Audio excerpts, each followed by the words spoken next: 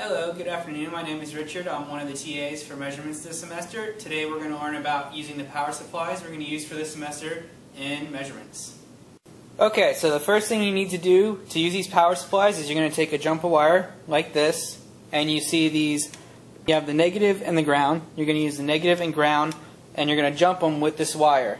You need to do this so you get the proper voltage output. So I'm going to go ahead and do that really quick.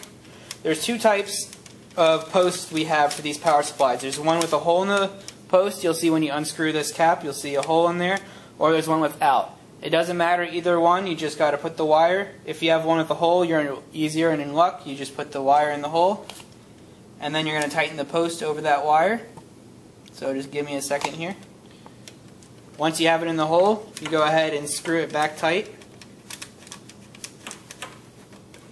all the way down. And you're going to do the same thing with the other side to the negative port. So I just put it in the ground port. Now I'm going to put it in the negative post. And luckily this power supply has a hole in it, and this is the TEHY3002 power supply we have. We have another type, but it doesn't matter which one you get. They both do the same function. Once you have it in the hole, you're going to tighten this one again, and now you have it jumped.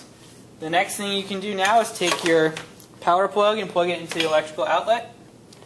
And now you can turn the power supply on using the power button in the bottom left corner.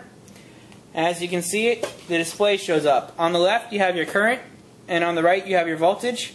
We're only going to be using the voltage side of this power supply. You have a coarse and a fine adjustment, and you can turn these knobs to get the voltage you want. So say you want 20 volts, I turn this coarse knob until I get 20 volts. Now I can use the fine adjustment knob to get rid of that 0.3 and move it down to exactly 20 volts. So the fine adjustment will only maximum change the voltage about 3 volts, whereas the coarse adjustment can get you a big range. I believe these power supply go up to 50 volts. Again, we're not going to use the current side, but if you wanted to, it would be the same exact way as using the voltage. Now the main way we're going to hook up this power supply to the DAQ, and that's pretty much what we're going to use it for now, but there's two methods of hooking it up. It's hooking it up through banana plugs and a BNC cable, shown here with this adapter. Here's the banana plug side, here is the BNC side.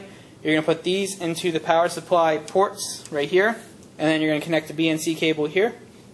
We have one here.